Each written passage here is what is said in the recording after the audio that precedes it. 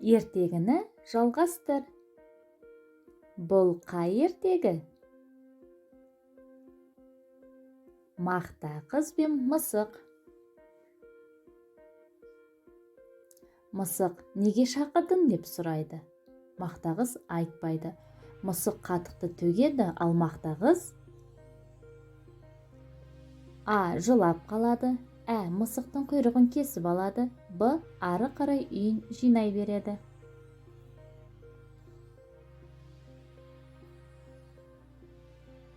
Жауабы: мысық қатықты төгеді, ал мақта қыз мысықтың құйрығын кесіп алады.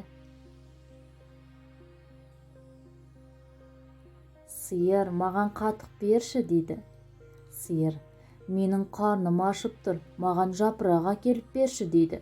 Содан кейін мысық А. үйіне қайтып кетеді.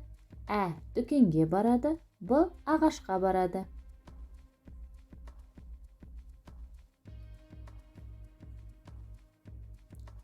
Жауабы: содан кейін мысық ағашқа барады.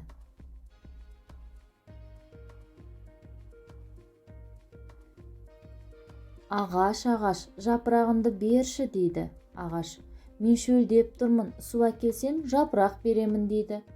Мысық суға бара жатса, А. алдынан су тасыған қыздар шығады. Ә. жаңбыр жауады. Б. дүкеннен су сатып алады.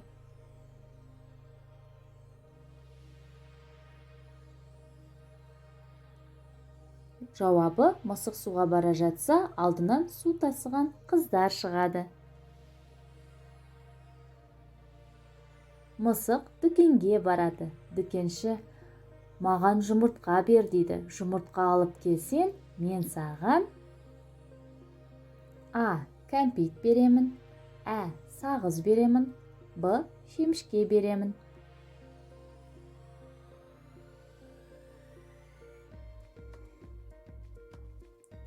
Жауабы: жұмыртқа алып келсең, мен саған сағыз беремін дейді.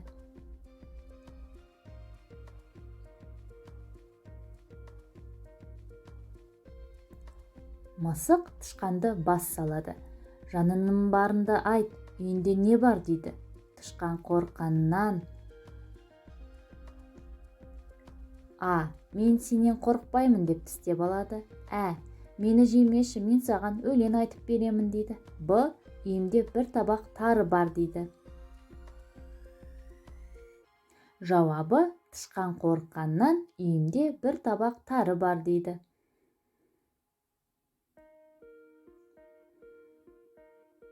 Мысық тарыны апарып тауыққа береді. Ал тауық оған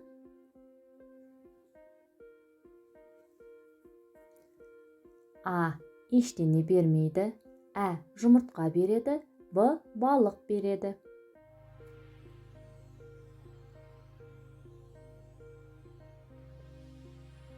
Жауабы: мысық тарыны апарып тауыққа береді, ал тауық оған жұмыртқа береді.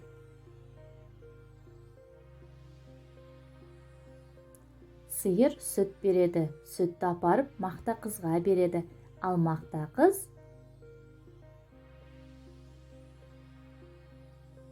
А. басынан сипайды.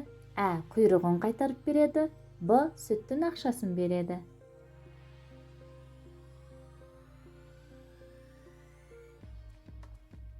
Жауабы: сүтті апарып мақта қызға береді, ал мақта қыз мысықтың құйрығын қайтарып береді.